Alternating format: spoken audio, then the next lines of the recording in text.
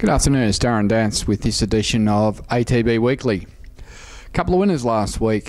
Started off in Hamilton with Ready Diva in race 1. She ran a creditable third with Jason Benbow on board. Interesting report after the race to say that the filly's got a lot of improvement in her. Probably needs blinkers and was still learning what it was all about her second start. So look out for her. She's a well-bred reduced choice filly out of a Zabeel mare with improvement, and you'll probably see her going around the next couple of weeks at Warrnambool. Also, we had Schwarzens race in the very next race, and she finished 6th. Probably disappointing, had the run of the race, but just didn't appear to finish it off.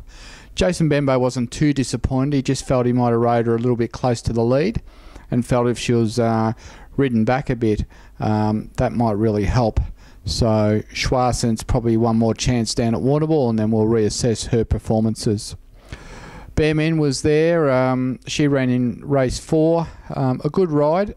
Jack Hill rode her on an unsuitable track, got back and really hit the line hard over 1,200 metres in a 0 to 62, and on a track that favoured the leader. She was one of the few to make ground all day, and she's got her foot right on the till ready to win. Bearmin.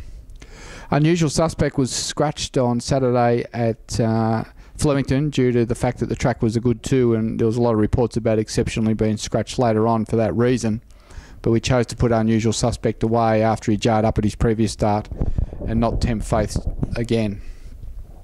Rock Jester ran 2nd at Darwin over 1,200 metres, which was a very good run, and shot up on the inside and hit the line quite strongly. So I think for the boys up in Darwin, Rock Jester's not far off a win as well. We then went up to Donald on Monday, where we had a very good day. We had East Star making her debut by De Heer. We weren't really expecting her to win that race. We thought a good run with a top 4 chance. She's by De Heer out of Royal Delago, bred to run 1600. There was a lot of speed in the race. Our other horse, Martha, that was supposed to be scratched, but we elected to run her due to the number of scratchings in the race, led out and hung on for 3rd, but East Star came over the top of him just to grab victory in the last stride. And she looks like she's a smart filly on the way. You know, De Heer filly out of a Incostalago mare winning over 1,000 on debut. Maddie Williams done a good job with her. And I think you'll find that she'll win better races than a Donald Monday race down the track. She's a promising filly, one that was bred here at Manningtree Park. Then my old mate Kaltara, Jack Hill again, jumped up and rode it back in the field as we wanted with plenty of smother and cover, and she burst through and hit the lead and managed to hang on for a win.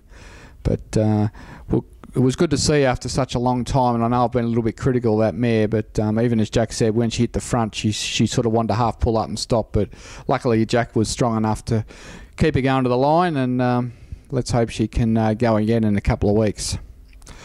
So 2 winners and a couple of 3rds and a 2nd for the week was a pretty good result, really.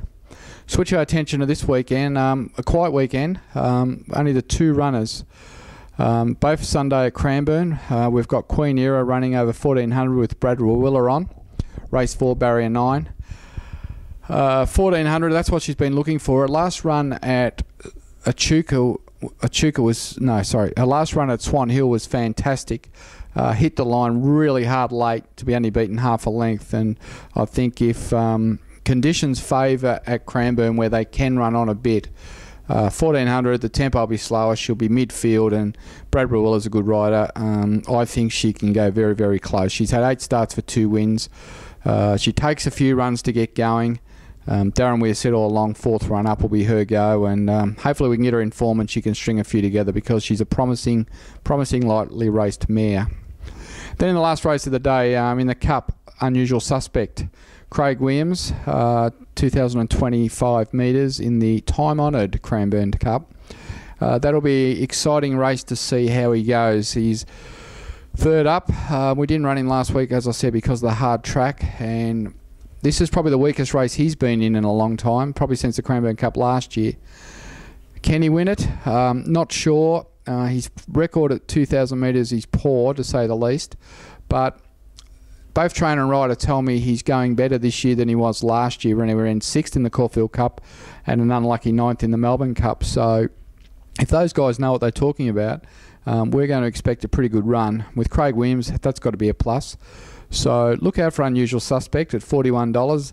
He's going to win one of these races, I think, at one day at these big prices and blow everyone out of the trifectas and quadrillas, and I'll be the first one to tell you I told you so. So don't forget Unusual Suspect on Sunday. We're trying to get him back into form and see if we can get him going good enough to contest this year's Melbourne Cup.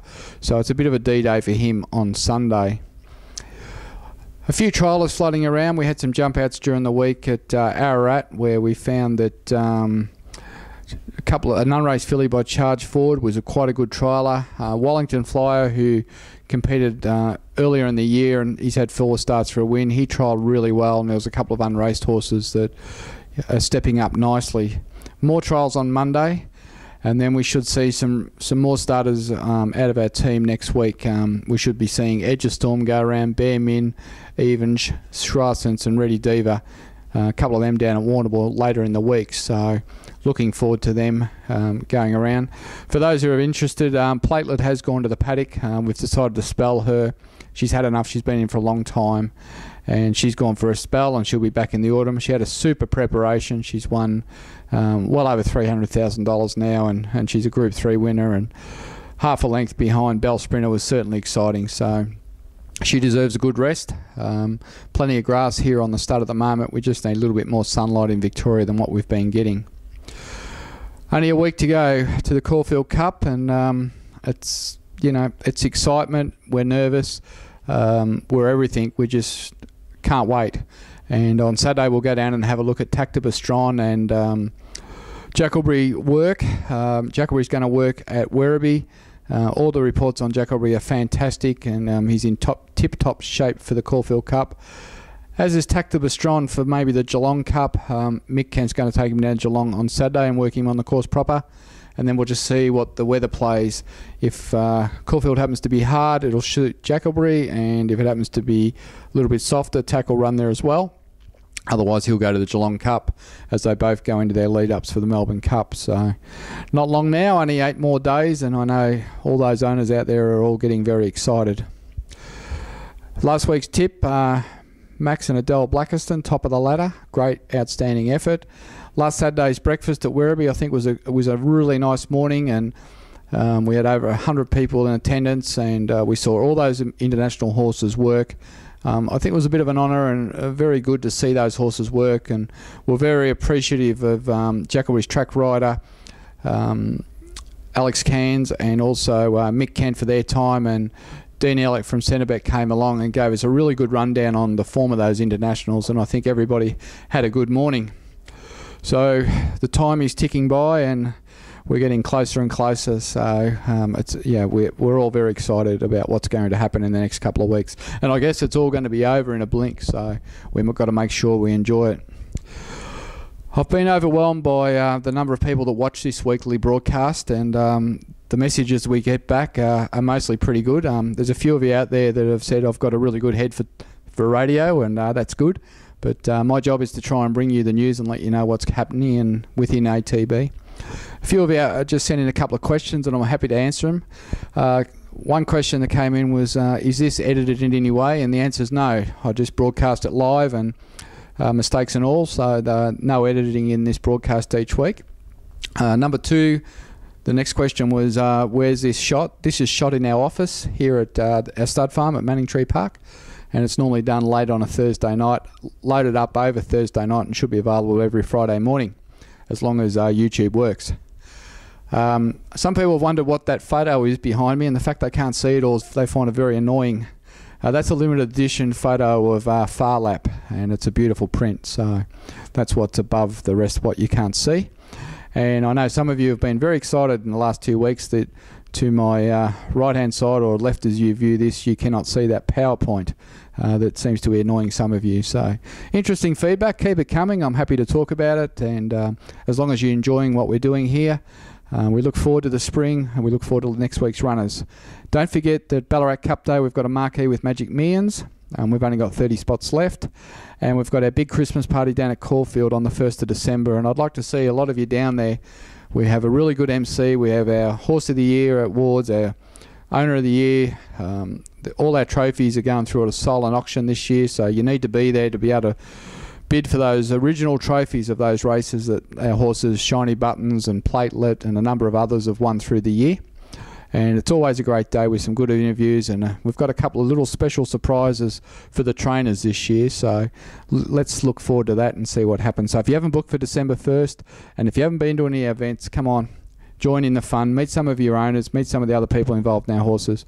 It's good fun, and that's what racing with us is all about. Until next week, over and out. Cheers.